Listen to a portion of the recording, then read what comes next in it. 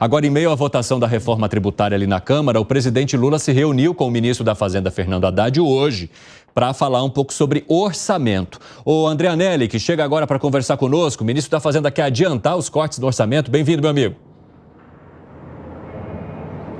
É isso mesmo, Evandro. Muito boa tarde para você, boa tarde a todos ligados aqui no 3 em 1 da Jovem Pan. Esse adiantamento, então, do corte de despesas é uma das alternativas para a desoneração da folha de pagamento dos 17 setores que mais geram empregos no país. Mas terminou sem nenhuma conclusão final, uma reunião realizada mais cedo entre o presidente do Senado, Rodrigo Pacheco, com o líder do governo no Senado, Jacques Wagner, e o ministro da Fazenda, Fernando Haddad. O presidente da República, ele chegou a participar nos momentos finais desse encontro, que discutiu uma alternativa, além dessa, da antecipação, então, do corte de gastos, outra alternativa para que não haja a reoneração da folha de pagamento dos 17 setores da economia. A proposta do governo de aumentar 1 ponto percentual na contribuição social sobre lucro líquido, a CSLL, e a discussão sobre corte de gastos já em 2024 acabou não agradando aos senadores. O ministro da Fazenda, Fernando Haddad, afirmou que o equilíbrio das contas públicas depende do impacto da desoneração somado ao corte de gastos anunciado pelo governo federal. Curso agora de cortar despesas obrigatórias na casa de 26 bilhões, tem esses 17 bilhões, 17, 18 bilhões, que somam aí mais de 40 bilhões e que são fundamentais para o equilíbrio do orçamento ano que vem. Tá certo?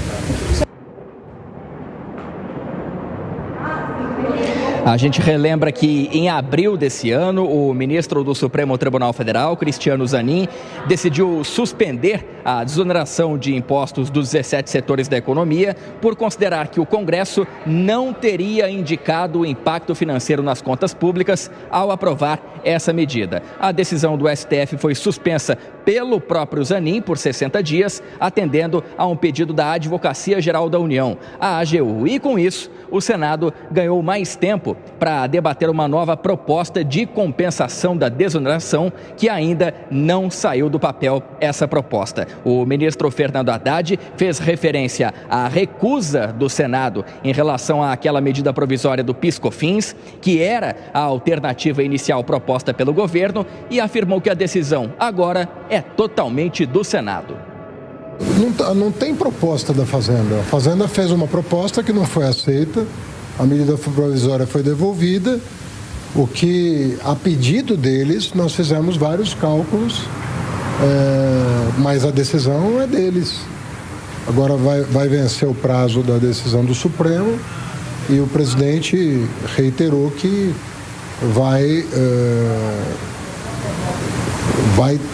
nós temos que obter uma compensação ou não,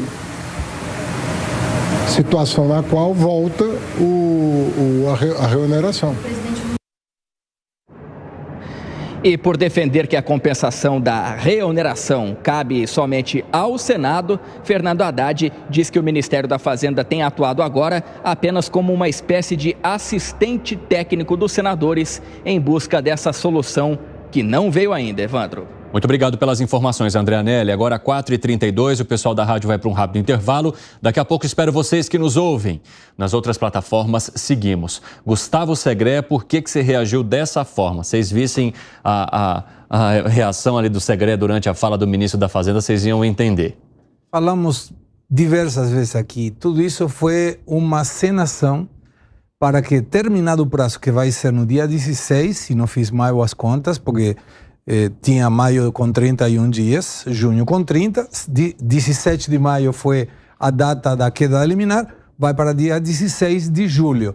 Dia 16 de julho termina o prazo. E aí, teve? Não, não teve. Então volta a reoneração. Estou pensando como eu vou explicar de novo aos investidores de fora, dizendo, lembra que no final do ano a gente fala uma coisa, que depois falamos outra, que depois falamos outra, depois falamos outra, e agora vamos ter que falar outra diferente.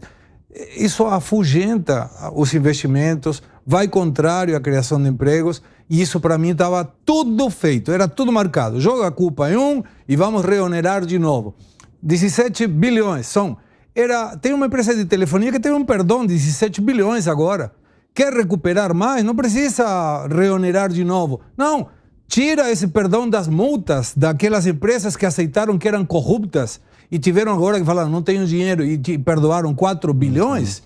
Evite umas liminares, umas medidas provisórias que beneficiam os irmãos da proteína e você vai ter um monte de dinheiro aí para dispor. Não precisa reonerar de novo. Isso vai ser contrário à criação de emprego. Um país que precisa de emprego, uma proposta ideológica que defende o emprego, está indo contra o emprego. O que foi, Piperno? Não, quando chegar e falou de um país que precisa de emprego, menos para a turma do Banco Central. Eles estão achando aí que realmente o emprego já tem emprego demais e isso pode realmente trazer a inflação de volta.